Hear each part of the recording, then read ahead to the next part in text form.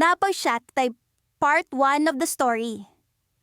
Ako si Liza at ang aking matalik na kaibigan na si Mina ay may hindi malilimutang karanasan sa isang taxi. Hindi namin nakalain na ang isang simpleng biyahe pauwi ay magiging daan sa isang kwento ng katatakutan.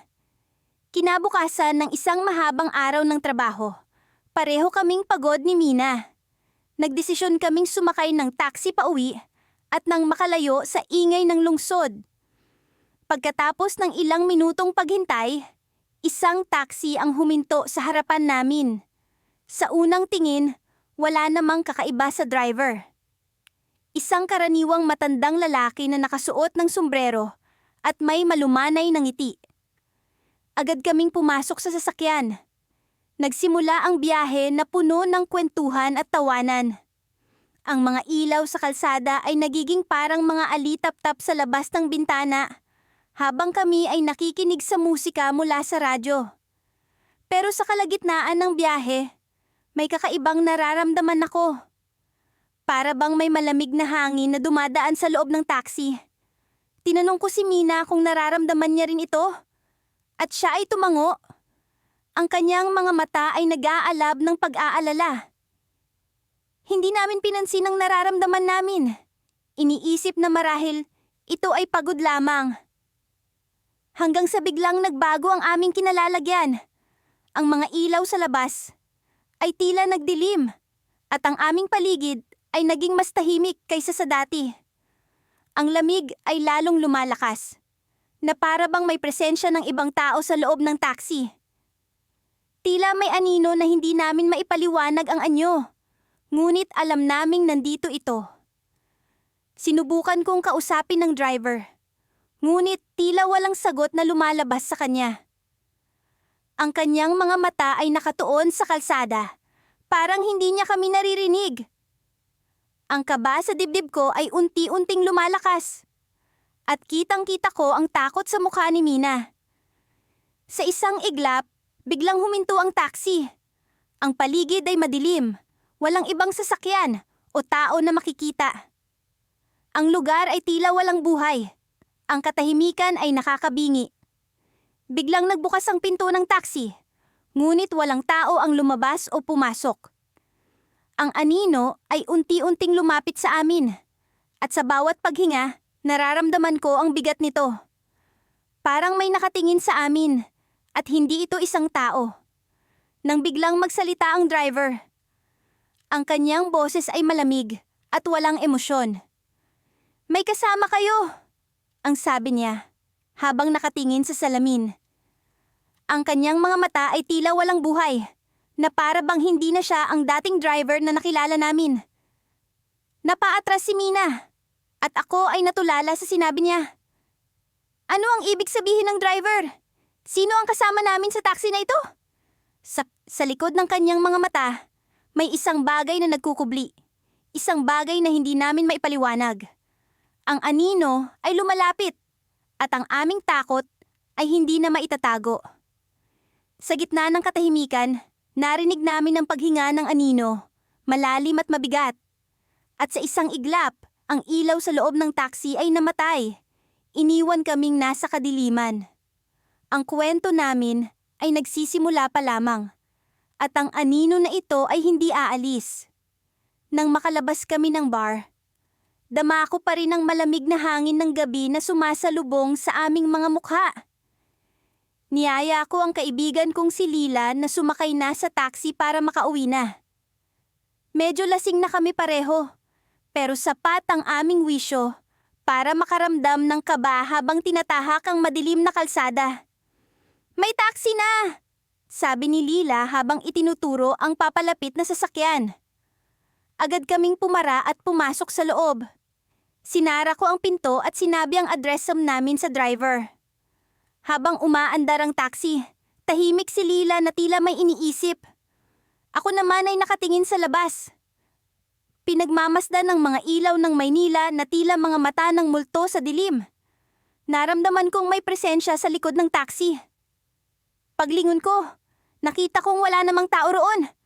Binaliwala ko ito. Iniisip kong epekto lang ito ng pagod at alak. Ngunit hindi ko maiwasang mapansin na parang bumigat ang sasakyan.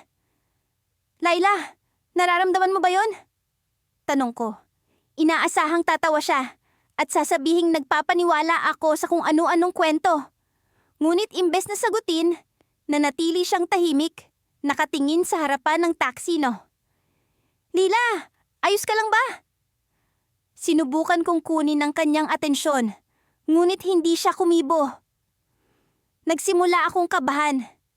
Napansin ko rin na ang driver ay tila wala sa sarili. Diretso ang tingin niya sa daan. Hindi kumukurap. Parang robot na sumusunod lang sa preset ng mga galaw. Biglang bumagal ang takbo ng taxi. Hindi kami sigurado kung bakit, pero parang hindi na kami gumagalaw sa kalsada. Tumingin ako sa labas at napansin kong parang hindi nagbabago ang tanawin. Para kaming nasa loop na paulit-ulit. Hindi na makaalis sa kalsadang dinadaanan. Laila! Something's wrong! Bulong ko, hoping against hope na sumagot siya. Ngunit sa halip, narinig ko ang isang mahinang boses mula sa likod ng sasakyan. Isang malamig na hangin ang dumaloy sa loob ng taxi. Kasama ng boses na tila galing sa ibang mundo. Nandito na siya, sabi ng boses. Mababa ngunit malinaw. Biglang nagising si Lila mula sa kanyang pagkakahimbing at napatingin sa akin. Ang kanyang mga mata ay puno ng takot. Anino? Bulong niya. Halos hindi ko ito marinig.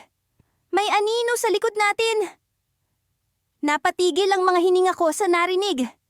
Dahan-dahan kong inilingon ang aking ulo sa likod.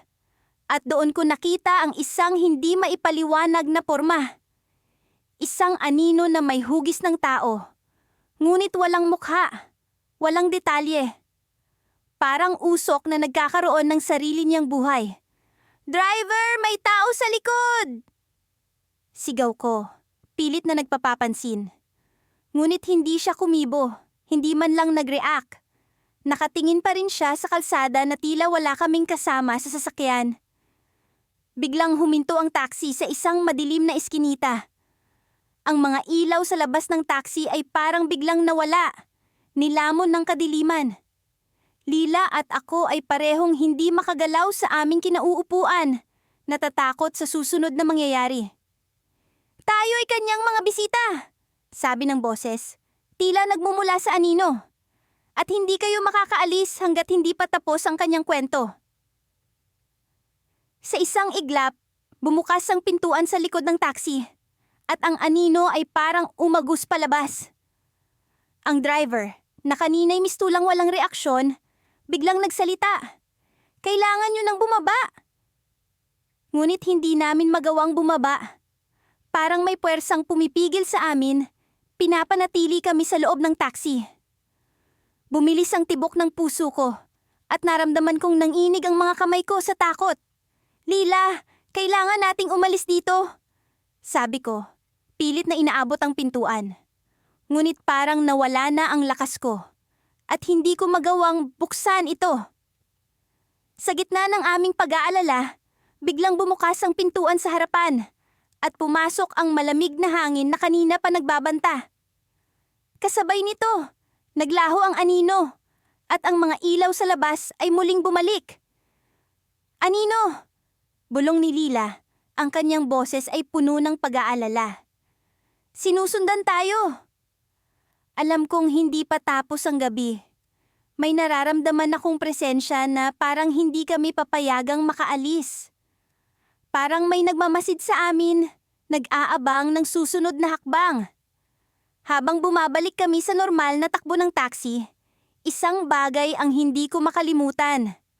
Ang anino, ang presensya nito, at ang misteryosong puwersa na tila patuloy na nagbabantay. Alam kong hindi ito ang huling beses na makikita namin siya. At sa bawat pag-andar ng taxi, nararamdaman ko ang malamig na hangin at ang anino na tila sumusunod sa amin, naghihintay sa susunod na pagkakataon para sa kanyang kwento. Nang bumalik kami sa taxi mula sa convenience store, naramdaman ko agad ang pagbabago ng temperatura sa loob ng sasakyan. parang biglang bumaba ang lamig, na para bang may nakabukas na bintana na hindi namin napansin. Tumingin ako kay Lila, na halatang nagulat din sa di maipaliwanag na lamig. Nagkatinginan kami, at sa aming mga mata ay nagkaintindihan kami na hindi ito normal.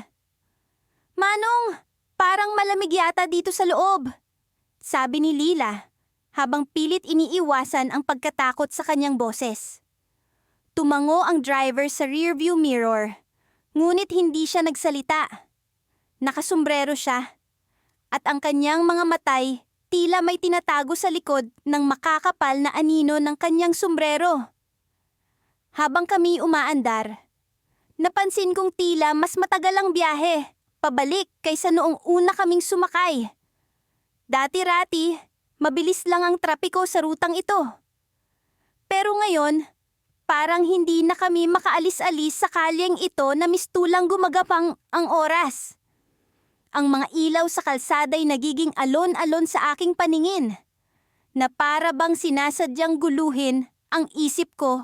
"May nararamdaman ka bang kakaiba?" Tanong ko kay Lila, na noon ay tahimik na nakatingin sa labas ng bintana. Saglit siyang hindi kumibo, ngunit nang magtama ang aming mga mata, kitang-kita ko ang takot na unti-unting lumalalim sa kanya. "Oo," sagot niya. "Parang ang bigat ng pakiramdam ko, at parang may nakatingin sa atin." Lumingon ako sa likuran ng taxi, at doon ko nakita ang isang bagay na nagpahinto sa aking paghinga. Sa likod ng upuan ni Lila ay may anino. Isa itong anino na hindi dapat naroroon. Walang kahit anong bagay na maaring magdulot nito. Wala namang tao sa likuran ni Laila. Ngunit naroon ang anino, kumikilos, na tila ba may sariling buhay. "Manong, itabi niyo po muna," sambit ko ng may pangamba. Pero walang reaksyon ng driver. Parang wala siyang naririnig. Muli kong sinubukan. "Manong, itabi niyo muna!" Walang sabi-sabi. Biglang huminto ang taxi. Napatingin kami ni Lila sa paligid. Wala kaming ideya kung nasaan kami. Ang kalsada'y parang hindi pamilyar, na para bang inilayo kami sa kinalaunan. "Manong, saan po ito?" tanong ni Lila, ngunit bago pa man makasagot ang driver, naramdaman namin ang unti-unting paglamig na dumadaloy mula sa likod ng taxi papunta sa aming mga upuan. Ang anino'y lumalapit, at sa bawat hakbang nito'y mas lumalalim ang lamig. Mabilis kaming naglabasan ng taxi, dala ang aming mga gamit. Hindi namin alam kung saan kami pupunta, basta ang alam lang namin ay kailangan naming makalayo. Habang tumatakbo, naririnig kong may bumubulong sa hangin. Mga salitang hindi ko maintindihan. Mga tinig na tila nagmumula sa kailaliman ng gabi. Napadpad kami sa isang maliit na parke na napapalibutan ng mga punong mistulang nagbabantay. Naupo kami ni Lila sa isang lumang bangko, habang ang aming mga dibdib ay humihingal sa takot at pagod. Tumingin ako sa kanya, at sa aming mga matay naroon ang parehong katanungan. Ano ang nangyayari? Bago pa man kami makapag-usap, naramdaman ko ang pag-vibrate ng aking telepono. Isang mensahe mula sa hindi kilalang numero. Binuksan ko ito, at ang aking mga matay nanlaki sa nabasa. "Huwag kayong babalik sa taxi! Kasama nila ang anino!" Napatingin ako kay Lila, na parang hindi makapaniwala sa narinig mula sa akin. Sino ang nagpadala nito? At paano nila nalaman ang tungkol sa anino? Sa paglipas ng mga minuto, unti-unting naglaho ang lamig at ang kakaibang pakiramdam. Ngunit ang mga katanungan ay hindi nawala. Sino ang driver? At bakit parang may ibang puwersang naglalaro sa amin? Habang nag-aantay kami ng mas ligtas ay naparaan pa uwi, hindi ko maiwasang isipin na ang mga anino sa ating paligid ay hindi laging simpleng kadiliman lamang. Minsan, sila'y may dalang kwento, mga lihim na dapat tuklasin, o baka dapat iwasan. Sa likod ng bawat anino'y may nakatagong misteryo, at sa gabing ito, Ang misteryo'y tila mas malapit kaysa dati. Habang kami may nakaupo sa ilalim ng mga bituin, isang bagay ang malinaw. Hindi ito ang huling beses na makakasalamuha namin ng anino. Nagpapatuloy kami ni Laika sa aming kwento. At tila nahahatak na kami ng gabi sa isang mundo na puno ng mga anino. Ang taxi na sinasakyan namin ay tila ba nagiging mas malamig. At ang mga ilaw ng lungsod sa labas ay parang mga aninong nagmamasid.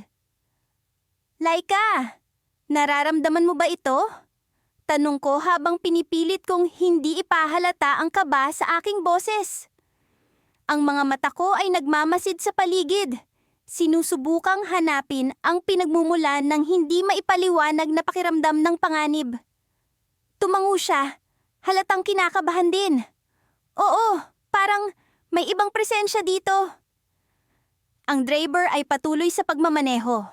Tahimik at tila hindi alintana ang aming usapan. Sa likod ng kanyang upuan, may maliit na salamin na nagre-reflect ng aming mga mukha. Ngunit sa pagkakataong ito, parang may ibang anino na sumasama sa refleksyon.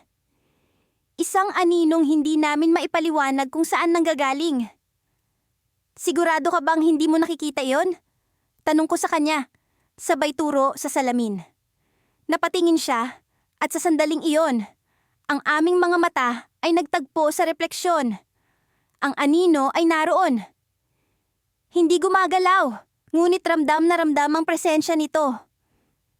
Para bang ito ay nagmamasid, nag-aabang ng tamang pagkakataon. Anong gagawin natin? Himinen, tanong ni Laika, habang pilit na pinapanatili ang kanyang boses na steady. Hindi ko alam ang isasagot. Ang mga kamay ko ay malamig na sa takot, at ang bawat segundo ay tila napakabagal. Gusto kong magsalita, mag-isip ng plano. Ngunit ang utak ko ay tila naparalisa ng takot. Biglang kumabog ang taxi, parang may malakas na puwersang sumalpok dito. Napahinto ang driver, at sa gulat namin ay naglakad siya mapababa. Iniwang bukas ang pinto. Manong! Anong nangyari? Tawag ni Laika. Ngunit hindi siya sumagot. Tila wala siyang naririnig. Ako'y napatingin sa paligid, at doon ko napansin na ang paligid namin ay hindi na ang pamilyar na kalsada ng lungsod. Wala na ang mga poste ng ilaw, wala na ang mga gusali. Parang napadpad kami sa isang lugar na walang katapusan ng dilim. Laika, hindi ito tama. Kailangan nating umalis dito. Sabi ko, pilit na kinakalma ang sarili. Hinawakan ko ang kanyang kamay, at sa sandaling iyon, naramdaman ko ang kakaibang init na nagmumula sa kanya. Para bang may pumipigil sa aming dalawa na maghiwalay. Habang bumababa na kami sa taxi, bigla naming narinig ang isang tili. Isang malakas na sigaw, na tila ba nagmumula sa kung saan. Ang anino sa salamin ay biglang nawala, ngunit ang presensya nito ay nanatili, nagiiwan ng hindi maipaliwanag na kaba. Halika na, Laika! Dali! At sa pagkakaalam kong iyon, ay ang tanging pagkakataon naming makatakas. Sinugod namin ang dilim, umaasang makakatagpo kami ng liwanag sa dulo. Ang lupa ay malamig, at ang hangin ay tila puno ng mga bulong na hindi maintindihan. Ang bawat hakbang ay parang nagdadala sa amin sa mas malalim na parte ng misteryo. Sa kabila ng takot, hindi namin binitiwan ng kamay ng isa't isa. Alam naming ito lang ang tanging paraan para hindi kami maghiwalay. May ilaw doon! Sigaw ni Laika, sabay turo sa malayo. Isang maliit na sinag ng liwanag ang nakita namin. Tila ba isang maliit na pag-asa sa kalagitnaan ng kawalan. Habang papalapit kami sa ilaw, unti-unti ring nawawala ang bigat ng anino na bumabalot sa amin. Ngunit sa bawat hakbang, unti-unti ring lumilinaw ang katotohanan ng lugar na iyon. Ang ilaw ay nagmumula sa isang lumang bahay. Tila ba itinayo sa gitna ng wala. Laika, ito ba ang iniisip ko? Tanong ko, habang ang aking puso ay muling kumabog sa kaba. Oo, ito nga yun, sagot niya. sabay tingin sa akin na puno ng pag-aalala. Ito ang bahay na sinasabi sa alamat. Pumasok kami sa loob at sa pagpasok namin, ang pinto ay biglang nagsarado ng mag-isa. Ang liwanag sa loob ng bahay ay sapat lamang para makita ang mga silweta ng mga bagay. Mga upuan, lamesa, at mga bagay na tila ba matagal nang iniwan. At doon, sa gitna ng sala, nakita namin ang isang lumang salamin. Sa salamin, hindi namin nakita ang aming mga refleksyon, kundi ang aninong kanina pa kami sinusundan. Ngunit sa pagkakataong ito, hindi na ito lamang anino. Ito ay may anyo na. Isang anyo na tila ba kami rin. Laika, ano ito?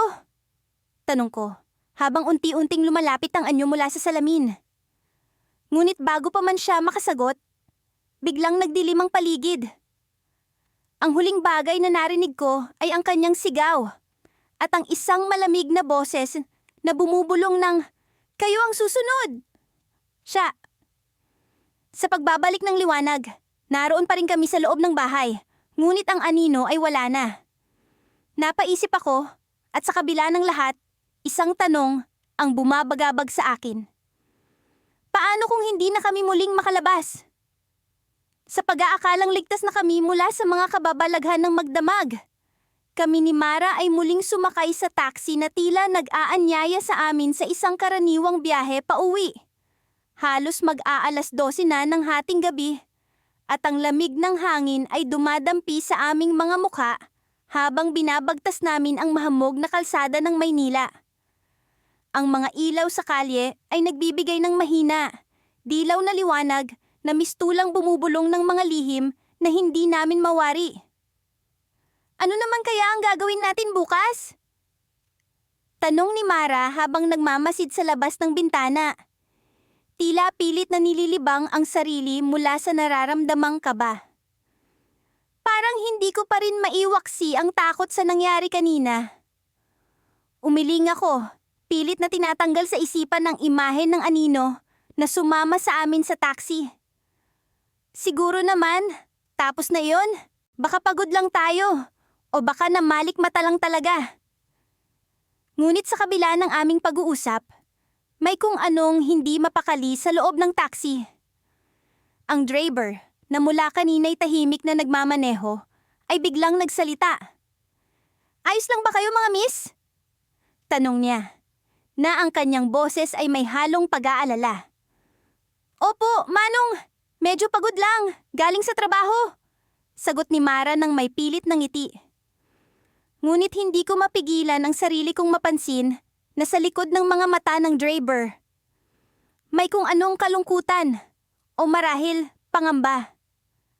Parang may alam siya na hindi namin nauunawaan. Nagpatuloy kami sa aming pag-uusap, pilit na sinisikap na maging normal ang takbo ng aming gabi. Ngunit ilang sandali pa ay biglang nagpreno ang taxi. Napahinto kami sa gitna ng daan at ang tahimik na kalsada ay biglang napuno ng katahimikan na umaalingaw-ngaw sa aming pandinig. Ano'y nangyari, Manong? Tanong ni Mara na may halong takot sa boses. Pasensya na, mga miss. Mukhang may problema ang makina. Sagot ng driver habang nagmamadali siyang bumaba ng sasakyan upang tingnan ang makina. Naiwan kaming magkaibigan sa loob, tahimik na nagmamasid sa paligid. Sa likuran ng taxi, ang anino ay muling sumulpot. Hindi ito ang karaniwang anino na dulot ng mga ilaw sa kalsada. Ito ay may hugis, may anyo, at tila lumalapit sa amin. Pakiramdam, ko'y bumibilis ang tibok ng puso ko, habang ang malamig na pawis ay nagsisimulang dumaloy sa aking noo. Mara! Bulong ko, sabay hawak sa kanyang braso. Nararamdaman mo ba yon? Tumango siya. Ang kanyang mga matay hindi na maikubli ang takot. Oo, pero paano? Wala namang tao sa likod natin. Ang driver ay bumalik sa kanyang pwesto at nagulat sa anyo ng aming mga mukha. Anong nangyari mga miss? Tanong niya na ang mga matay lumilipat mula sa amin patungo sa likuran. Manong may anino sa likod. Halos sigaw ni Mara, hindi na mapigilan ng takot. Ngunit nang lingunin ng driver ang likuran, wala naman siyang nakitang kakaiba. "Wala namang tao, mga miss. Baka iniisip lang ninyo," sagot niya. Ngunit ang kanyang boses ay hindi na makapagtago ng bahagyang pag-aalinlangan. Habang sinusubukan niyang paandarin muli ang taxi, naramdaman namin ng anino na tila mas lumalapit, mas nagiging malinaw sa aming paningin. Hindi ito basta-basta lang, kundi tila may sariling buhay, may sariling intensyon. Sa takot, inabot ko ang kamay ni Mara at nagdesisyon kaming bumaba ng taxi. "Manong, pasensya na pero mukhang mas mabuti pang maglakad na lang kami," sabi ko habang nagmamadali kaming bumaba. Hindi na kami nag-atubili pang maghintay na maayos ang sasakyan. Sa paglabas namin, biglang tumahimik ang paligid. Ang anino ay nawala, ngunit ang takot ay nananatili sa aming mga puso. Binalot kami ng malamig na hangin at nagsimula kaming maglakad sa tahimik na kalsada. Ang mga hakbang namin ay umaalingaw-ngaw sa gabi. At sa bawat hakbang ay tila nararamdaman ko ang anino na sumusunod pa rin sa amin kahit pa wala ito sa likuran. "Mara, nararamdaman mo ba iyon?" Tanong ko, na ang boses ay halos pabulong. "Oo, pero anong gagawin natin?" sagot niya. Hindi maikubli ang takot. Sa pagdating namin sa isang kanto, biglang may liwanag na tumama sa aming mga mata. Sa harap namin, isang lumang bahay na tila matagal nang inabandona. Ngunit sa halip na takot, isang kakaibang pag-anyaya ang aming naramdaman. Parang may puwersa na nag-uudyok sa amin na pumasok.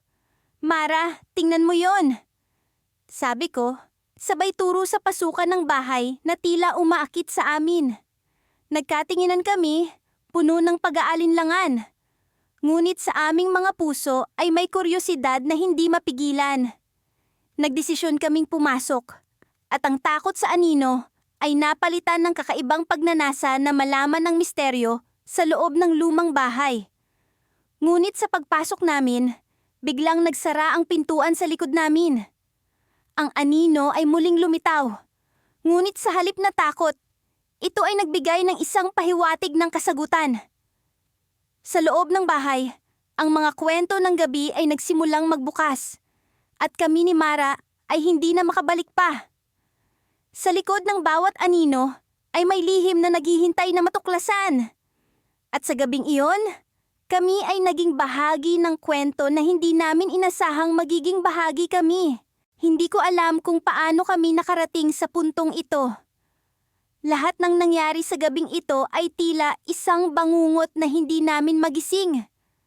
Habang nakaupo kami sa likod ng taxi, ramdam ko ang tensyon sa pagitan namin ni Lani.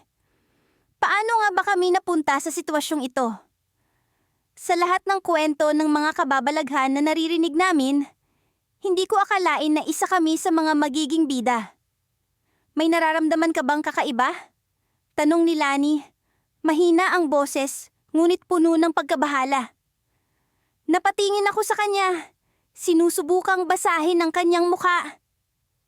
Ngunit bago pa man ako makasagot, bumukas ang ilaw sa loob ng taxi. Pinasok kami ng malamlam na ningning mula sa streetlight sa labas.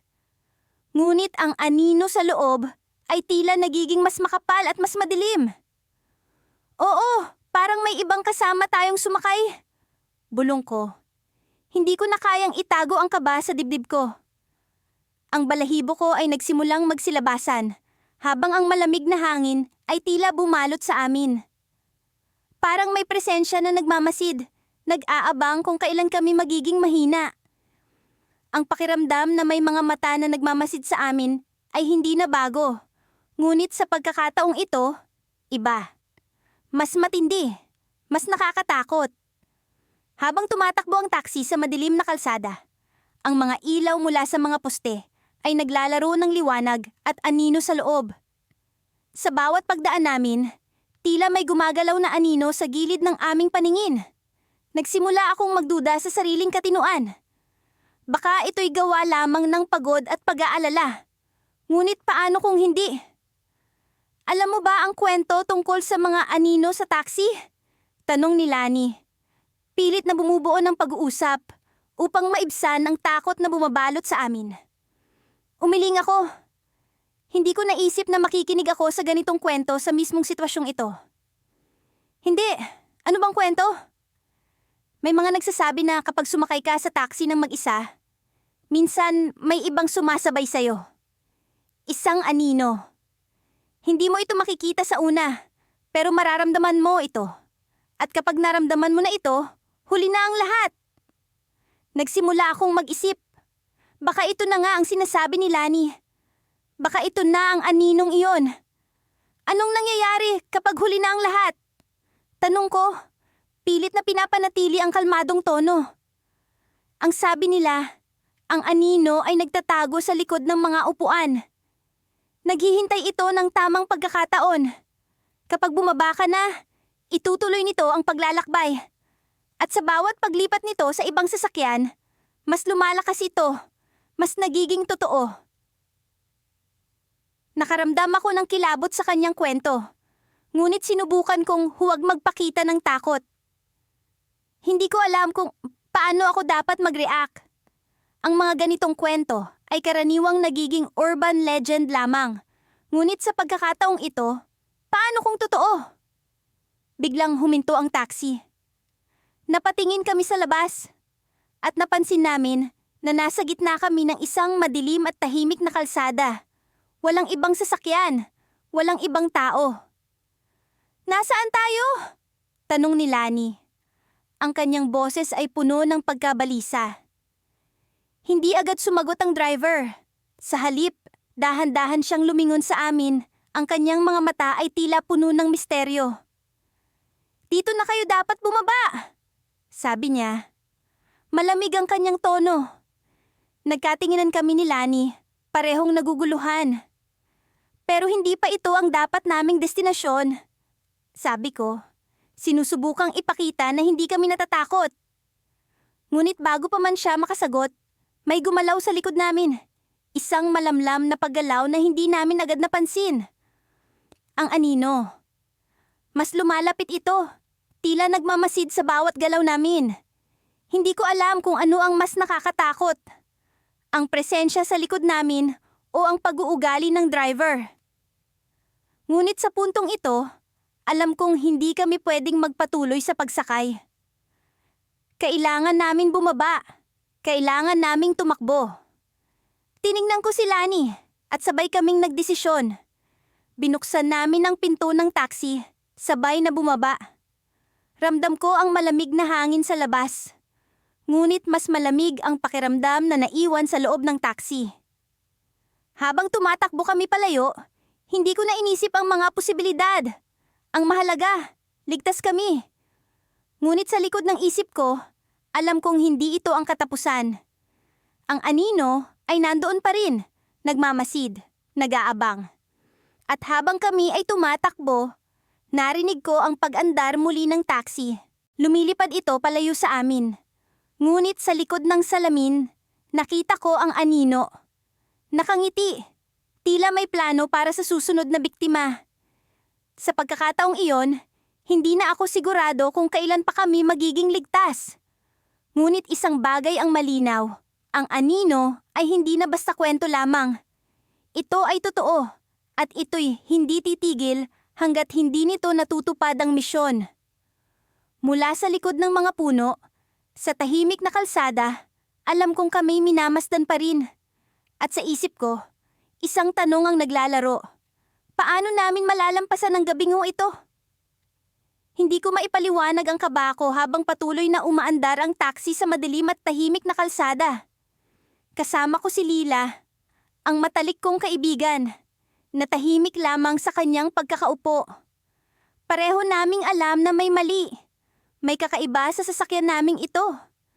Ramdam ko ang pag-iiba ng temperatura sa loob. Para bang may presensyang hindi namin nakikita ngunit dama sa paligid. Claire, napapansin mo rin ba to? Tanong ni Lila. Pabulong na tila natatakot na baka may makarinig sa kanya maliban sa akin. Oo, Lila, may kakaiba talaga. Sagot ko habang pilit kong pinapakalma ang sarili. Hinawakan ko ang kanyang kamay at ramdam kong nanginginig ito. Hindi kami dapat magpadala sa takot. Ngunit mahirap labanan ng pakiramdam na ito, lalo na kapag hindi mo nakikita ang kalaban. Nagsimula akong maghanap ng mga palatandaan sa loob ng taxi. Ang rearview mirror ay tila may sariling buhay. Palaging nakatuon hindi sa kalsada kundi sa amin. Parang may nanonood sa likod ng salamin. Napansin ko rin ang anino sa gilid ng aking mata. Isang bagay na hindi dapat naroon. Isang aninong kumikilos kahit hindi gumagalaw ang liwanag. Pib, parang may kasama tayo. Bulong ko kay Layla. Sinisikap kong huwag lumingon diretso sa anino. Hindi ko mawari kung ito ay guni-guni lamang. Subalit masyado itong buhay para hindi pansinin. Oo, Claire. Kanina ko pa nararamdaman. Yan! Sagot niya. Sabay sulyap sa salamin sa harap. Napansin ko ang pag-aalala sa kanyang mga mata. Sinubukan naming kausapin ang driver. Ngunit tila bingi siya sa aming mga tanong. Para bang siya mismo ay parte ng misteryong bumabalot sa amin. Sa gitna ng aming pag-iisip kung anong gagawin, biglang may sumigaw mula sa labas ng bintana. Isang matandang manghuhula ang naglalakad sa gilid ng kalsada. Ang kanyang mga mata, nanlilisik, habang itinuturo ang taxi na sinasakyan namin. Babala! Hindi kayo nag-iisa! Sigaw niya. Ngunit bago pa namin siya matanong, nawala siya sa paningin. Para bang nilamon ng kadiliman ng kanyang anyo. Nagkatinginan kami ni Lila at sabay-sabay kaming nagdesisyon na kailangan naming bumaba na sa taxi. Hindi namin alintana kung saan man kami makarating, basta't makaalis lang sa sasakyan na ito. Pero nang akma kaming magbabayad at magpababa, bigla na lang nag-lock ang mga pinto. Para bang may sariling isip ang taxi na ito, ayaw kaming pakawalan. Claire, anong gagawin natin? Halos maiyak na si Layla. Hinigpitan niya ang hawak sa akin. Wala na kaming ibang pagpipilian kundi ang magpatuloy. Nagsimula kaming magbulungan ng mga dasal, umaasang maririnig ng kahit sinong makapangyarihan ang aming mga hinaing. Patuloy lang sa pagtakbo ang taxi. Lumilihis sa mga daan na hindi namin pamilyar. Hanggang sa maramdaman ako, ang malamig na hangin na tila dumadaloy mula sa ilalim ng upuan. Kasabay nito ang paglitaw ng isang anino sa harapan. Isang anyo ng babae. Nakalutang at hindi abot ng liwanag ng ilaw sa daan. Ang kanyang mukha ay hindi namin ganap na makita. Ngunit kita ang lungkot at pighati sa kanyang mga mata. Pakawalan niyo ako. Ang kanyang tinig ay tila bulong ng hangin. Puno ng pagmamakaawa at kirot. Parang may kung anong bumalot sa aking puso. Hindi takot, kundi awa. Sino ka? Ano ang kailangan mo sa amin? Tanong ko. Kahit hindi ko alam kung ano ang inaasahan kong sagot. Ikaw! Ang susi! Sagot ng anino. Sabay ang pagtingin nito sa akin. Tulungan niyo akong makalaya. Nang magtama ang aming mga mata, biglang bumagal ang takbo ng taxi. Para bang ang oras ay naglikot at kami ay nasa ibang dimensyon na. Ang paligid ay biglang nagbago. Wala ng kalsada, wala ng mga gusali. Pinaliligiran na kami ng kadiliman na tila walang katapusan. Nilingon ko si Lila at nakita ko ang takot at kalituhan sa kanyang mukha. Ngunit bago pa kami makapag-usap, biglang huminto ang taxi sa isang lugar na hindi ko maipaliwanag. Bumaba na kayo! Ang boses ng driver na sa wakas ay nagsalita. Ngunit nang tingnan ko siya, wala na roon ang driver. Ang upuan ay walang laman. Bumaba kami ng taxi at sa aming paglabas, bumalik ang liwanag at ingay ng lungsod. Pero hindi ito ang lugar na aming pinanggalingan. Napansin naming nasa harap kami ng isang lumang gusali na tila matagal nang napabayaan. Sa pintuan nito, nakita namin ng isang pamilyar na anyo. Ang babaeng anino, ngayon ay may katawan na at anyong tao. Sundan niyo ako, aniya, bago pumasok sa loob ng gusali. Walang ibang tao sa paligid at tila kami lang ang nakakakita sa kanya. Nagkatinginan kami ni Lila, puno ng pag-aalinlangan ngunit napilitang sundan ang babae sa loob. Sa aming pagpasok, alam naming nagsisimula pa lang ang totoong kwento. Isang kwentong hindi namin inaasahang papasukin. Nang pumara kami ng taxi sa kanto ng madilim na kalye, dama ko ang malamig na hangin na tila humahaplos sa balat ko. Matapos ang kakatuwang pangyayari sa dating taxi na sinakyan namin, umaasa akong magiging payapa ang biyahe namin ni Mia. Sumakay kami, at agad na nagtanong ang driver kung saan kami tutungo. Sinabi ko ang address ng bahay ni Mia, kung saan kami magpapalipas ng gabi.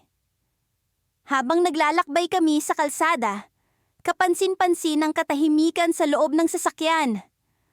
Tanging ang tunog ng makina ang pumupuno sa espasyo. Napansin kong nakatingin si Mia sa labas ng bintana, tila nagmamasid sa bawat anino na dumaraan sa gilid ng daan.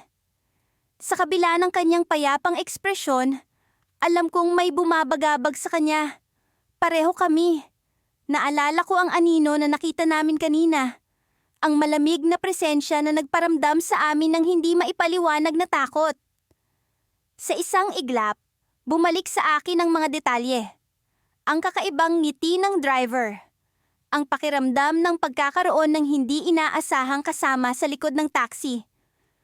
Subalit, sa pagkakataong ito, tila normal naman ang takbo ng biyahe, kahit na may bahagyang pag-aalinlangan sa aking dibdib. Bigla kong naisip na kausapin si Mia upang mapawi ang tensyon. Mia, naalala mo ba yung nangyari kanina? Ang anino? Tanong ko. Sinusubukang gawing kaswal ang tono ko. Tumango siya, ngunit hindi siya nagsalita. Naramdaman ko ang bigat ng kanyang katahimikan. Sa bawat segundo, tila tumitindi ang presensya ng hindi nakikitang anino sa loob ng taxi.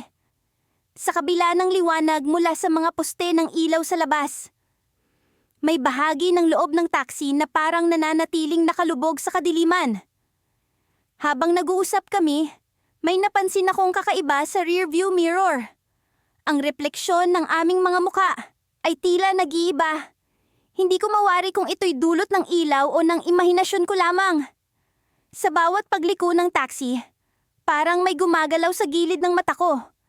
Ngunit sa tuwing titingin ako, wala akong makitang kakaiba. Mia, tingnan mo! Sabi ko, sabay turo sa rearview mirror. Sinubukan kong ipakita sa kanya ang nakita ko. Ngunit nang tingnan niya ito, muling bumalik sa normal ang aming mga refleksyon. Nagtataka. Tumingin siya sa akin na may halong pag-aalala. Masyado kang tensyonado. Ani Mia, pilit nang umiti kahit nahalata ang takot sa kanyang mata. Baka pagod lang tayo. Subalit, hindi ko maalis ang pakiramdam na may hindi kami nakikita. Sinubukan kong kalmahin ang sarili. Ngunit ang pag-aalala ay nagpatuloy na bumabalot sa akin. Sa bawat kanto na nilikuan ng taxi, parang bumibigat ang atmosfera sa loob. Ang bawat anino sa labas ay tila may sariling buhay, nagmamasid sa amin mula sa dilim. Habang papalapit kami sa destinasyon, nagulat kami nang biglang huminto ang taxi sa gitna ng kalsada.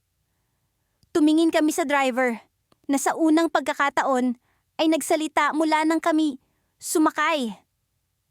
Pasensya na mga miss, mukhang may problema sa sasakyan, sabi niya. Sabay baba ng kanyang bintana upang tingnan ang makina. Sa pagkakatigil namin, naramdaman ko ang malamig na simoy ng hangin na pumasok sa loob ng taxi, na tila may kasamang banta. Habang abala ang driver sa pag-aayos ng makina, naman kong may gumalaw sa likod namin. Tumingin ako sa likuran, at sa sulok ng aking mata, nakita ko ang anino. Hindi ito imahinasyon. Ang anyo nito ay mas malinaw na ngayon. Tila isang figura na may sariling intensyon. Mia, kailangan na nating umalis. Bulong ko sa kanya, sabay hawak sa kanyang kamay. Alam kong naramdaman niya rin ito, ang presensya na nagbabadya ng panganib.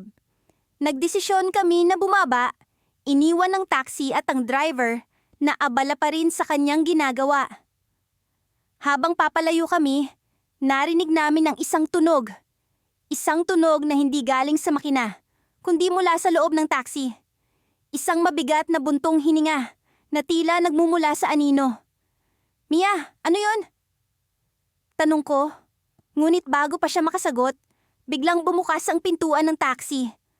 Sa loob, sa gitna ng dilim, isang figura ang lumitaw. Isang anino na may hugis ng tao. Nakatingin sa amin na parang may sariling buhay. Napatigil kami sa pagtakbo, natigilan sa takot. Ang anino ay hindi na lang basta presensya. Ito'y naging aktwal na nilalang na nagmamasid sa amin. Sa isang iglap, ang mundong ginagalawan namin ay naging bahagi ng isang kwento ng takot na hindi namin inaasahan. At sa kabila ng aming kaba, alam namin na ito'y simula pa lamang ng isang mas malalim na misteryo.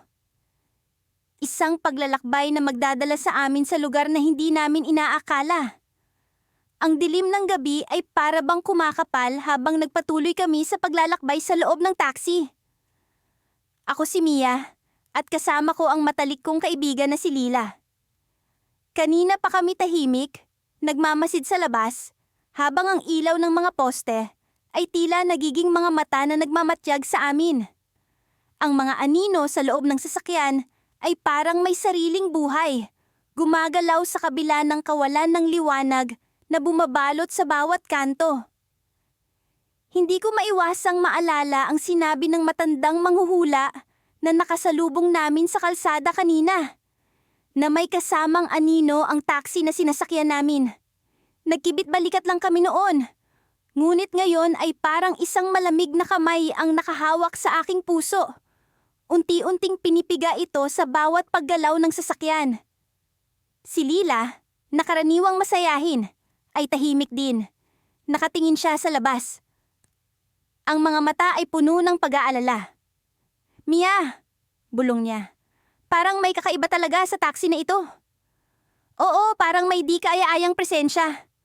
Tugon ko, pilit na pinapakalma ang sarili. Ang malamig na hangin na pumapasok sa mga siwang ng bintana ay tila nagpapakilabot sa aming mga balahibo. Sa likuran ng taxi, ang rearview mirror ay biglang nagpakita ng isang anino. Isang hugis na hindi namin mawari kung tao o hindi. Mabilis kong kinusot ang aking mga mata, umaasang mawawala ito. Ngunit nanatiling naroon ang misteryosong anyo na tila nakatingin sa amin. Mia, nakita mo ba yon? Tanong ni Lila. Ang boses ay nanginginig. Oo, Lila. Ano kaya iyon? Sagot ko. Nagtataka kung dapat ba kaming mag-alala o magdasal na lang. Sa kabila ng aming takot, nagpasya kaming magpatuloy. Ang taxi driver, na mula pa kanina ay hindi nagsasalita, ay biglang nagsalita. Mga miss, malapit na tayo sa destinasyon ninyo. Ngunit sa halip na maginhawa, ang kanyang boses ay nagdulot ng kakaibang kilabot sa aming mga gulugod. Para bang narinig namin iyon, ngunit hindi namin siya nakita habang nagsasalita. Patuloy ang aming biyahe hanggang sa ang taxi ay huminto sa isang madilim na bahagi ng kalsada. Walang ilaw, walang ibang sasakyan, at tila kami lang ang naroon. Bakit tayo huminto rito? Tanong ni Lila. Ang boses ay puno ng pag-aalala. May problema ba, kuya? Tanong ko sa driver, ngunit hindi siya sumagot. Sa halip, naramdaman namin ang presensya sa likuran na tila nagiging mas malakas, mas buo. Mia, sabi ni Lila, halos pabulong. Nararamdaman mo ba ito? Parang may ibang tao sa likod. Bago pa kami makapagdesisyon kung ano ang gagawin, biglang bumukas ang pinto ng taxi. Isang malamig na hangin ang sumalubong sa amin. At sa isang iglap ay bumalik ang anino sa rearview mirror. Mas malinaw na ngayon. Isang hugis ng tao. Ngunit ang mga mata ay tila walang buhay. Mga mata na tumatago sa aming mga kaluluwa. Wala kaming magawa kundi ang magtitigan sa anino, na ngayon ay tila lumalapit sa amin. Ang takot ay bumalot sa aming mga puso, at hindi namin alam kung ano ang susunod na mangyayari. Pigil ang aming mga hininga. Inaasahang may mangyayaring hindi namin inaasahan. Sa kabila ng lahat, may isang bahagi ng aking isip na nagsasabi na kailangan naming kumilos. Layla, kailangan natin lumabas dito. Sabi ko, pilit na pinipilit ang sarili na maging matatag. Ngunit bago pa kami makagalaw, biglang nagliwanag ang paligid. Isang nakakasilaw na ilaw ang lumabas mula sa likuran ng taxi. At sa harap namin ay tumambad ang isang hindi kapani-paniwalang tanawin. Isang daan patungo sa wala, isang kalsadang tila lumulutang sa ere, puno ng mga anino na mabilis na gumagalaw. Mia, ano ito? Tanong ni Lila. Ang boses ay puno ng pagkamangha at takot. Hindi ko alam ang sagot. Ngunit bago pa kami makapag-isip, naramdaman namin ang paggalaw ng taxi. Nagpatuloy ito, papunta sa kalsadang iyon na tila hindi totoo. Ngunit alam namin na hindi kami makakatakas. Ang anino ay nasa likuran pa rin. Ngunit ang kanyang tingin ay tila nag-aanyaya o nagbabanta. Hindi namin alam. Habang unti-unting naglalaho ang liwanag at bumabalik ang dilim, isang bagay ang naglaro sa aking isip. Baka ito na ang katapusan o simula ng isang bagay na mas malalim, mas madilim. Ngunit sa gitna ng lahat, isang tanong ang naiwan sa aking isipan. Ano ang tunay na layunin ng anino na kasama namin? At bakit kami ang napili nito? Nasa gitna kami ng kalsadang walang hangganan. At wala kaming ibang magawa kundi ang maghintay sa susunod na mangyayari. Ang taxi ay nagpatuloy sa pagtakbo, kasama ang anino na hindi namin mawari kung kalaban o kakampi. Ngunit alam naming hindi na kami pwede pang umatras. Sa kabila ng takot, kami ay nagpatuloy sa isang biyahe na puno ng misteryo at panganib. Sa pag-alis namin ni Mia mula sa makulimlim na gusali kung saan kami nagtatrabaho, nagdesisyon kaming mag-taxi pa uwi. Isang mahabang araw ng trabaho ang nagdulot sa amin ng matinding pagod at wala na kaming lakas para sa pagsiksikan sa MRT. Nang makahanap kami ng taxi, agad kaming sumakay. Ako ay nasa kaliwa at si Mia ay nasa kanan, habang ang munting ilaw ng poste sa kalsada ay madilim na sumisinag sa loob ng sasakyan. Sa pag-andar ng taxi, nagsimula kaming magkwentuhan tungkol sa mga bagay-bagay, trabaho, pamilya, at mga pangarap. Ngunit sa gitna ng aming kasiyahan, napansin kong tila may malamig na simoy ng hangin na dumaan sa likuran ko, kahit na ang mga bintana ay nakasara.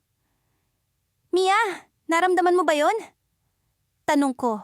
Medyo nag-aalala. Ano yon? Anay, tugon niya. Nakatingin sa akin na may halong pagtataka. Parang may dumaan na malamig na hangin sa likod ko. Sagot ko, sabay lingon sa likuran. Wala akong nakita kundi ang madilim na espasyo ng upuan sa likod. Siguro guni-guni mo lang, ani Mia. Tinatawanan ng sarili. Masyado ka kasing pagod. Pinilit kong huwag nang isipin pa ito at bumalik sa aming pag-uusap.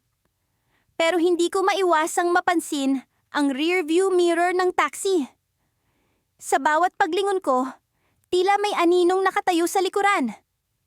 Mula sa pagkakaupo ko, imposible na may makitang tao, pero ang silweta ay malinaw na makikita.